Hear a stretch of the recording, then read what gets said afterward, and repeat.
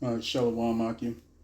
Kahaloyim La Yahawah Bahashem Yahawashi Havakakwadash.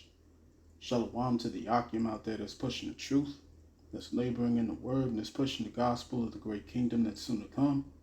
And shalom to the Akwat that's listening in, that's remaining true to the faith and remaining faithful and submissive to their husbands and guiding their children. And shalom to the hopeful elect of the 12 tribes that scattered abroad throughout the four corners of the earth. Peace and blessings to you all. Barakatha. All right, so this is going to be a very, very insightful message, very insightful, lesson that the spirit has me to bring out. You know what I'm saying? And the way that the way that this lesson was inspired was from an incident that took place at work, at the plantation. And so a long story short, I'm working, you know what I'm saying, I'm getting a rush order together, you know what I'm saying, I'm doing my thing, and my supervisor comes over, and he just does the most, you know what I'm saying? Pisses me off. I mean, just straight up pisses me the hell off, man. You know what I'm saying? And as he left, I'm doing what I got to do, man. I'm controlling my emotions to the best that I can, and I just started to reflect. Right, I started to reflect on what I was feeling, because so many things ran through my head, man. Because we in this captivity, man. It makes you feel so many different things, beginning with anger, beginning with I guess torment to a certain extent, you know what I'm saying? But oppression makes a wise man mad, right? And so as I was thinking about it, thinking about how angry I was, how vengeful I was, because this is one of the things that separates this truth from the so-called Christian dogma or doctrine, because they tell you to love, right? And they never tell you about the other side, you know what I'm saying, which is also righteous. There is such a thing as righteous hate. There is such a thing as righteous hate. See what I'm saying? Recompense is also righteous. Payback is righteous. You see? Payback is righteous. There's always a balance when it comes to the Most High Yahawah. There's always a balance. You see what I'm saying? So as I was sitting there, standing there rather, just working and also thinking, because I was left to my thoughts. And I thought upon many different scriptures, like spirit just started jumping on me. And I was just thinking about how we will meditate terror. You know what I'm saying? Right? I believe I got that precept. Real quick, let's check Isaiah. Let's see, I believe it's in Isaiah. Let's go to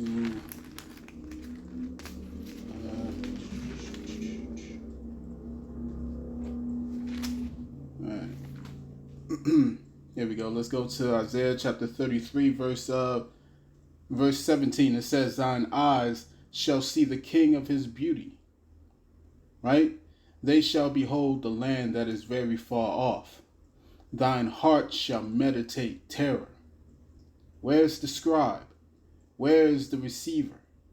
Where is he that counted the towers? You see, this is the balance, man. This is the balance. We gonna meditate terror, man. And as I was standing there, As I was standing there, I was just thinking about all the terrors that's going to come upon this devil, all the terrors that's going to come upon this Edomite and his family. And I claim that Edomite, Bahashem Yahawashi. I claim him to be my personal servant, my personal slave. You see what I'm saying? That I'm going to tear his ass up. I'm going to tear his ass up. But all things come in time, man. All things come in time. You see what I'm saying? That's why we're supposed to wait on. He said, wait on me till I rise up to the prey. And that's what we doing. That's what we doing. We waiting patiently for the Most High to come back, for the Most High to send his son back. You know what I'm saying? This is another thing that this, you know, the so-called Christian church never wants to bring out. They never want to bring out that the Most High is sending his son back for recompense, for destruction, for payback. Right? This is Jeremiah chapter 4, verse 7. It says, the lion is come up from his thicket, and the destroyer of the Gentiles is on his way. The destroyer of the Gentiles is on his way, man. And when we, the Israelites, come back into power, we gonna have our feet on the necks of these nations, man. Beginning with Esau, Edom. You see, I mean, and it's gonna be to the point where Esau is gonna be considered the field nigga. You see what I'm saying? While the other nations are gonna be considered the house niggas. It's gonna be that much of a comparison. It's gonna be that big of a gap between the servitude.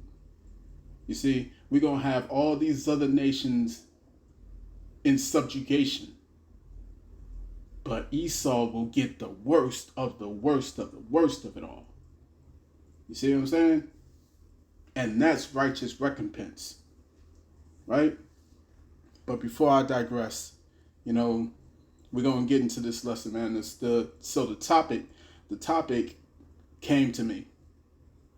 And, you know, because as I was thinking about how, you know, how the payback would be, I also thought about what would build up to that point. You know what I'm saying? It came over me that Jacob's trouble must begin soon. Jacob's trouble has to begin very soon. You see, for all this to happen, the test and the trials come, and the torments. You see, upon all of our people. Well, not all, but 2/3. Slovakia, 2/3. You see what I'm saying? The vast majority. That's what I meant to say. The vast majority of our people.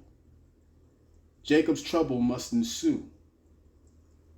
Right? So what came to my mind was it's time for you know, for Esau to embrace. You know what I'm saying? It's time to be embraced by our brother once more. You know what I'm saying? And then I thought about it. I was like, but that doesn't make sense. That don't make sense. To embrace somebody means that you loving them. You know what I'm saying? It means that you're showing affection, right? Right? But then the spirit came to me and said to look this thing up. Look up the word embrace. Right? Look up the word embrace. And so that's what I did when I came home. So I'm gonna share this with y'all real quick. And don't mean to ramble too much, but let's get to this. All right. So I decided to look up the word embrace. I looked up the word embrace, you know, to fasten on, you know, as armor, to clasp in the arms with affection, to take in the arms to hug, you know what I'm saying, to cling to cherish, to love, right? To seize eagerly or with alacrity, to accept with cordiality, right? To welcome, to encircle, to encompass, to enclose. So I thought about that. I was like, to encompass and to enclose. And it said to include as parts of a whole, to comprehend, to take in as natural philosophy, right? Embraces many signs, blah blah blah, right? That was going off. But then I thought it was like, well, most of this is basically just telling me what I already know, right? To embrace or to accept. And so I went down and I said, okay, well, something's different about this. Something's got to be different because the Spirit is having me look this up, right? And so then I came across this definition of embrace. Epipito, to fall upon. You see, to fall upon. It said from epip and pito, to embrace with affection or seize with more or less violence, literally or figuratively. To fall into, on or upon, or lie on or press upon, right? To lie on, press upon. Embraced, fallen, fell, gripped, pressed around, right?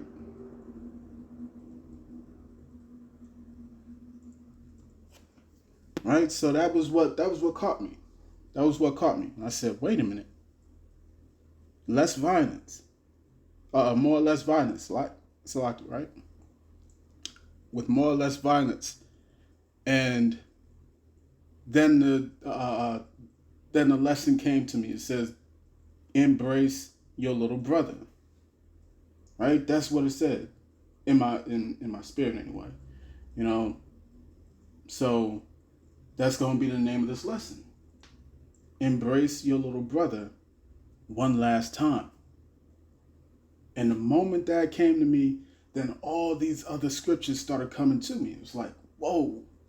It was like, whoa. So I got to do this, man. Right? So I got to do this. So let's start off with 2nd Esdras chapter 6. Right? 2nd Esdras chapter 6, verse 7. It says, then answered I and said, what shall be the parting asunder of the times? Or when shall be the end of the first, and the beginning of it that followeth? And he said unto me, from Abraham unto Isaac, when Jacob and Esau were born of him, Jacob's hand held first the heel of Esau. For Esau is the end of the world, and Jacob is the beginning of it that followeth. You see? You see, so the final embrace is about to happen, man. The final embrace is about to happen.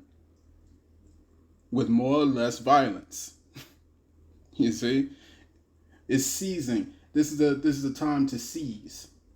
This is a time to seize. Where it says Jacob's hand held first the heel of Esau, what does that mean? It means that that Jacob seized Esau's heel. You see? Jacob embraced Esau's heel. You see? And so that's what's going down, man. Esau is the end of the world, and Jacob is the beginning of it that followeth. But Esau has a long history of embracing us. Right? Esau has a long history of embracing us. Let's go to Genesis, where it all began.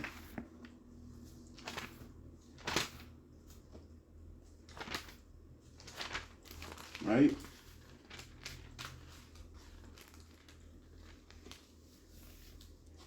Genesis chapter 27, verse 38. It says, and Esau said unto his father, hast thou but one blessing, my father? Bless me, even me also, O my father. And Esau lifted up his voice and wept. And Isaac his father answered and said unto him, behold, thy dwelling shall be the fatness of the earth, and of the dew of heaven from above, and by the sword shalt thou live, and shalt serve thy brother. And it shall come to pass, when thou shalt have the dominion, that thou shalt break his yoke from off thy neck. Right? And Esau hated Jacob because of the blessing wherewith his father blessed him. And Esau said in his heart, the days of mourning for my father are at hand, then will I slay my brother Jacob. Right? Then will I embrace my brother Jacob. Embrace your little brother one last time, man. And we in that final hour where Esau is about to come around, You know what I'm saying? He's about to show himself in full force, right? He's about to send the troops after Jacob, right? Then these low-level Edomites is going to come after Jacob.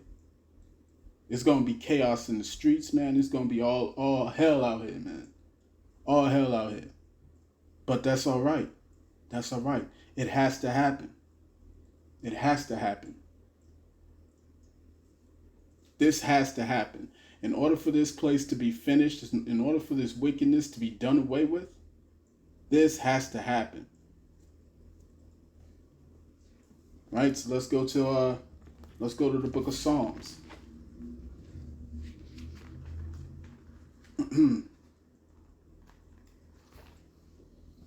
Right? This is Psalms chapter 137.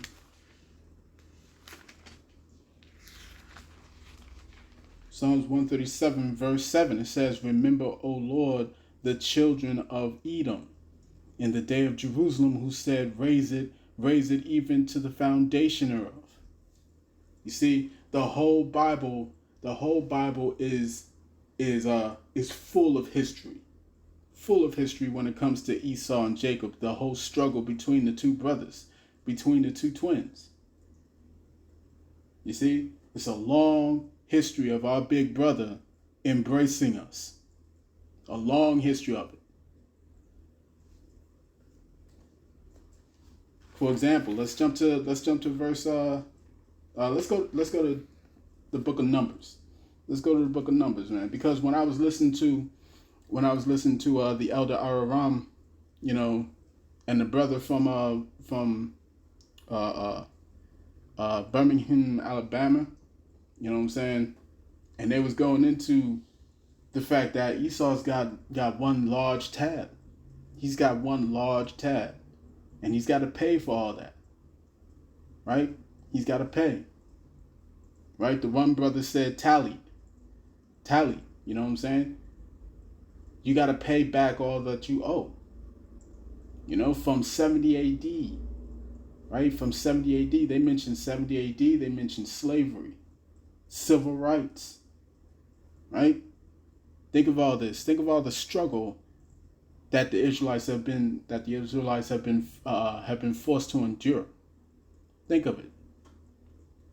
Right? When Babylon was besieged. When Babylon had besieged us, when Babylon had besieged us back in the ancient days. You see what I'm saying? That's when they said, raise it, even to the foundation. Even to the foundation, man. Shit. Let's go to Numbers chapter 20. Numbers chapter 20. Right? This is a good example. This is a good example of when they when they came after us. They wouldn't let us pass through their land. And we had just got out of Egypt at that time. This is Numbers chapter 20, verse 14. It says, and Moses sent messengers from Kadesh unto the king of Edom, and said, Thy brother Israel, thou knowest all the travail that has befallen us. Slakia. Thus said thy brother Israel, thou knowest all the travail that hath befallen us, how our fathers went down into Egypt, and we have dwelt in Egypt a long time, and the Egyptians vexed us and our fathers. And when we cried unto the Lord, he heard our voice, and sent an angel, and hath brought us forth out of Egypt. And behold, we are in Kadesh, a city in the uttermost of thy border. Let us pass, I pray thee, through thy country. We will not pass through the fields or through the vineyards, neither will we drink of the water of the wells.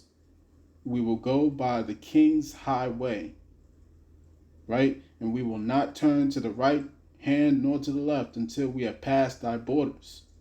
You see? It says, and Edom said unto him, Thou shalt not pass by me, lest I come out against thee with the sword. You see? This is our big brother. This is our big brother talking. He said, no, you're not coming through here, man. You're not coming through here.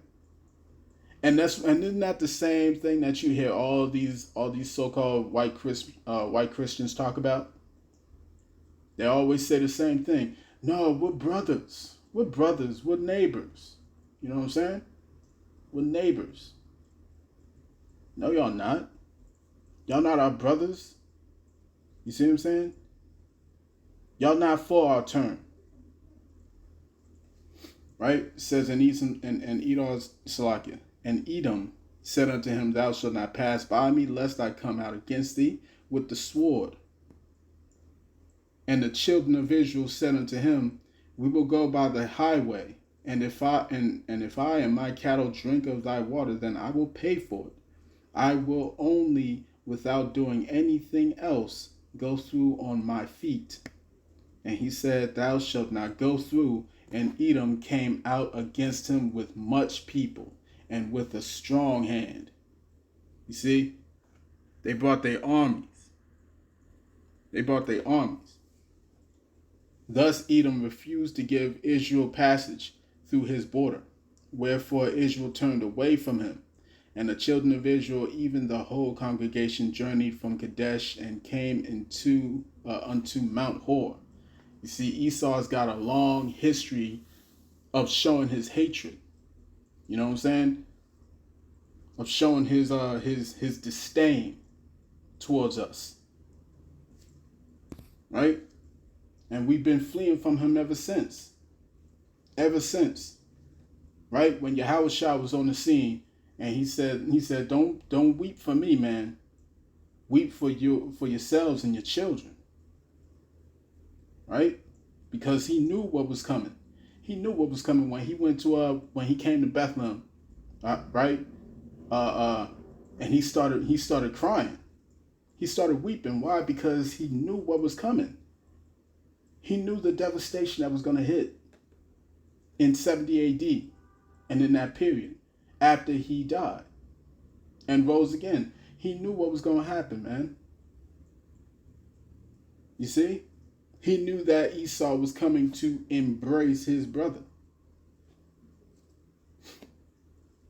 Right? So let's go to Wisdom of Solomon. Right? Let's go to Wisdom of Solomon chapter 10. And let's hit the 10th verse. It says, When the righteous fled from his brother's wrath, she guided him in right paths. You see? We've been fleeing from our brother ever since, dude. Ever since. From the northern kingdom to the southern kingdom. We've been fleeing Edom. And then when Edom found the northern tribes, you know what I'm saying? Listen, they got a lot of shit to pay for. A lot. You know what I'm saying? They got to pay for the Trail of Tears, man. They got to pay for that. And then they brought us over to this wicked place known as America. You know what I'm saying? And then you had slavery. Then you had the lynchings.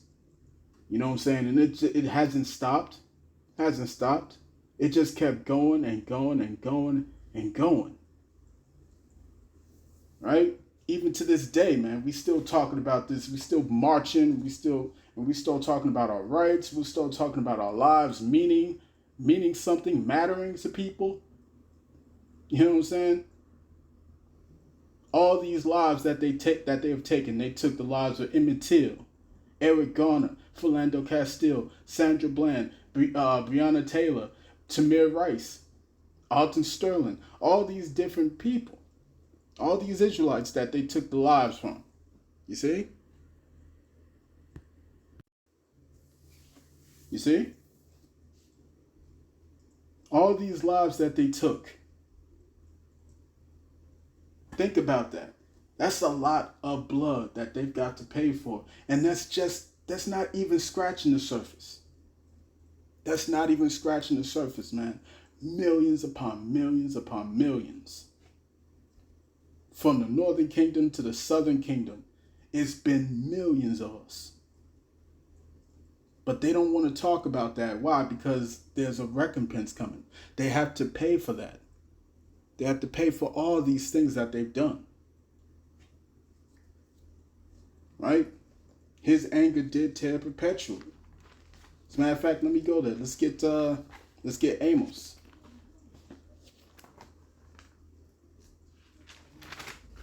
Right?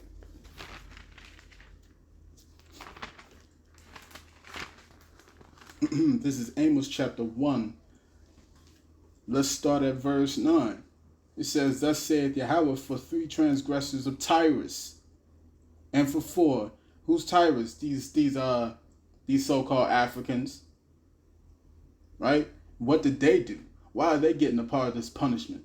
It says, I will not turn away the punishment thereof, because they delivered up the whole captivity to Edom, and remembered not the brotherly covenant. You see, all these Edomites that talk about, well, we're your brothers, we're neighbors, you know what I'm saying? Y'all left the brotherly covenant. Y'all left the brotherly covenant. You see? All these different instances when we sought help from our older brother, from our big brother, all he did was continue to destroy us. And it's still happening to this very day, man. To this very day. It's still happening. Verse 11, it says, Thus saith Yahawah, for 3 transgressions of Edom, and for 4, I will not turn away the punishment thereof, because he did pursue his brother with the sword, and did cast off all pity. All pity. You see what I'm saying? When you go into the records of, we're talking about the recorded things of what Esau did to us. The recorded things. You know what I'm saying? From Christopher Columbus to the conquistadors. Right? To the colonialists or whatever. You know what I'm saying? The colonizers. Right? I can't speak right now. But you see what I'm saying? You see what I'm saying? It says, I will not turn away the punishment there, because he did pursue his brother with the sword, and did cast off all pity, and his anger did tear perpetually, and he kept his wrath forever. Forever means forever.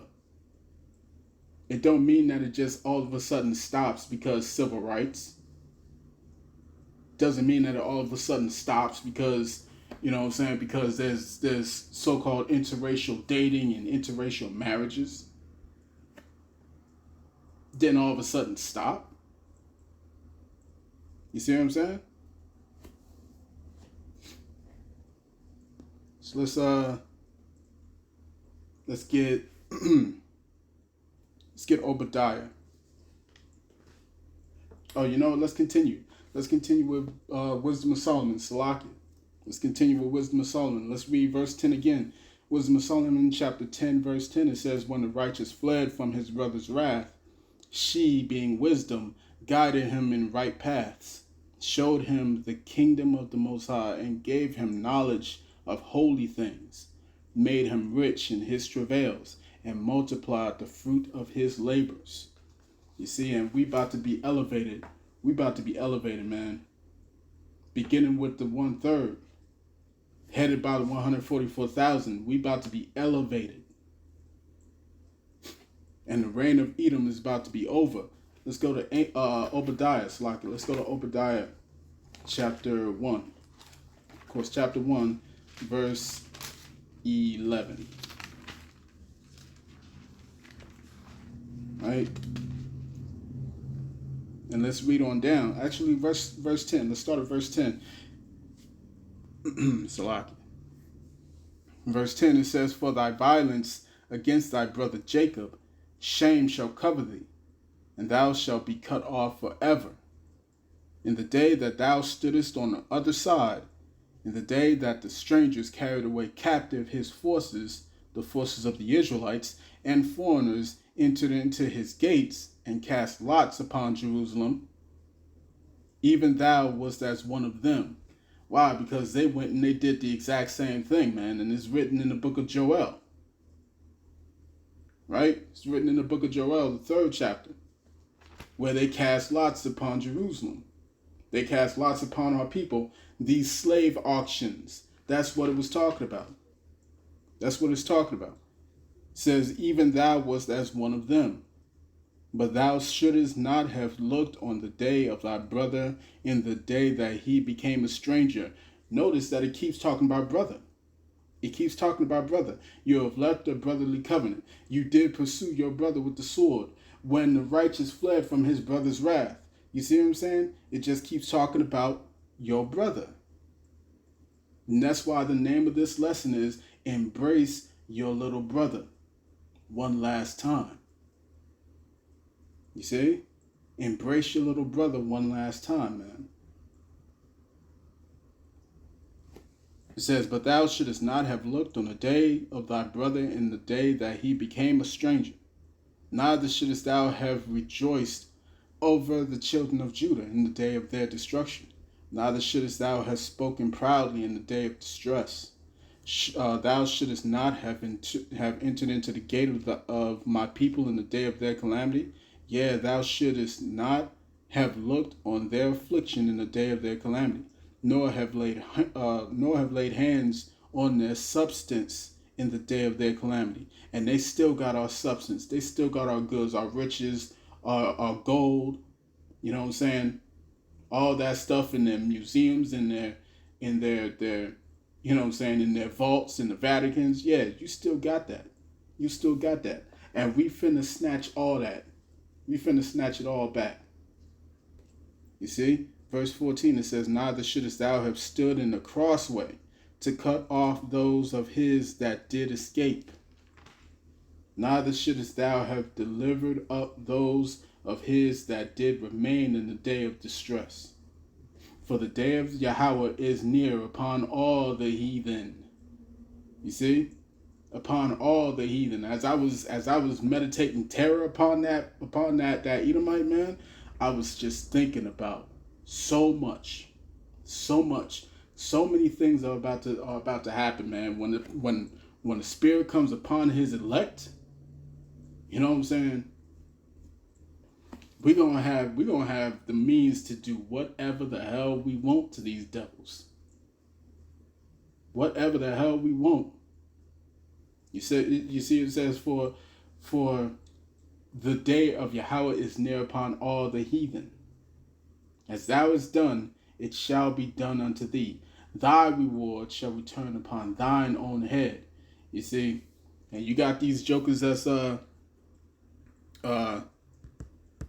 you got these jokers that like to play patty cake with these Edomites. You know what I'm saying? Oh, they're not all bad. Oh, well, we're gonna have some wine together with the no, man. No. They don't get a part of this covenant. They don't get a part of any of these blessings, man. They are in their blessing. They are in their kingdom. And this is as good as it's gonna get for them. This is as good as it gets for them. You see what I'm saying? We finna be elevated. The Israelites is gonna be elevated, man. Perfect bodies. Bodies that don't decay. Teeth don't decay. You know what I'm saying? Bones don't break. Muscles don't weaken. Eyesight perfect. Perfect smell. Perfect taste. Perfect hearing. We about to get everything that these Edomites wish they had. But it all started with their forefather Esau, who sold his birthright. Right? Didn't it say that he hated his brother Jacob on account of the birthright? On account of the blessing? You see? But imagine how terrible this place would be if Esau actually had that blessing. Imagine how terrible this world would be. You see what I'm saying? It says, thy reward shall return upon thine own head. Right? That's Revelation chapter 13, verse 9 on down. Let's get that real quick.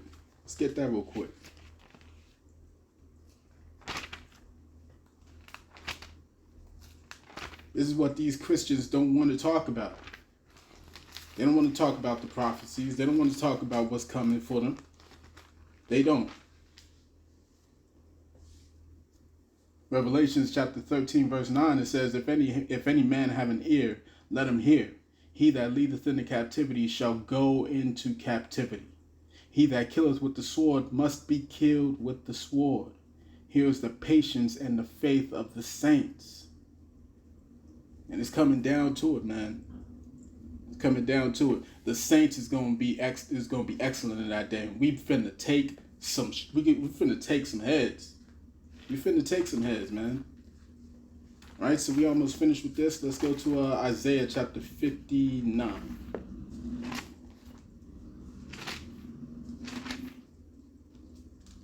Isaiah 59, let's start at verse 18.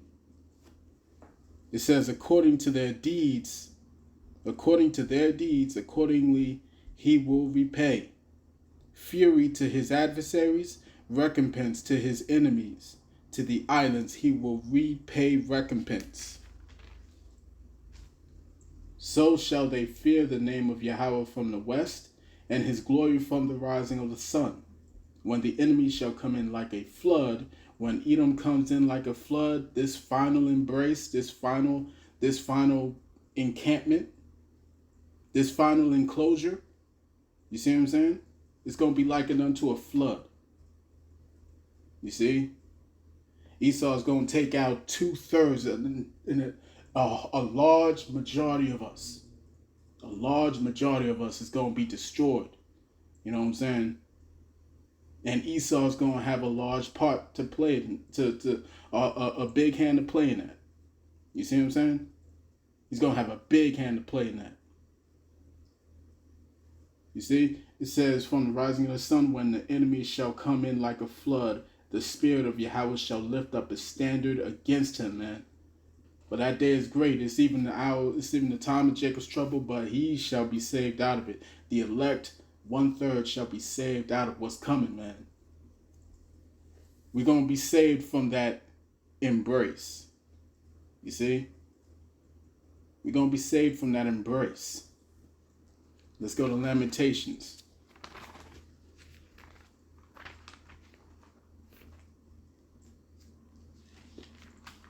Right?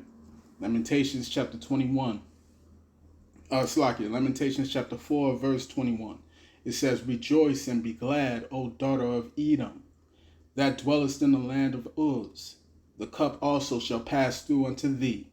The cup also shall pass through unto thee. What is that cup? It's spoken of in Revelations chapter 13, verse 9 and 10. That's what I just got.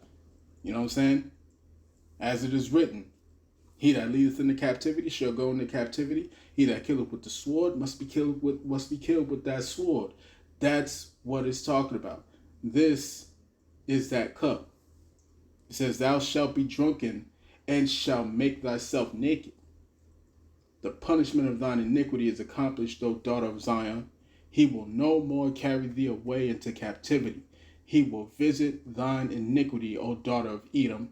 He will discover thy sins. See? Come on with it, Esau. Come on with it. Come on with it. Because we've dealt with this for thousands of years. For thousands of years. You've embraced us for thousands of years, man. You see? And that's why y'all treated us the way y'all treated us. You know what I'm saying? After the dark ages, because you knew that we kept our feet on your necks during those dark ages when we ruled in Europe. We kept our foot on your necks. And ever since y'all came up out of there, the whole world has been put in turmoil. You see what I'm saying? Because when the righteous are in authority, the people rejoice, but when the wicked beareth rule, the people mourn. Right?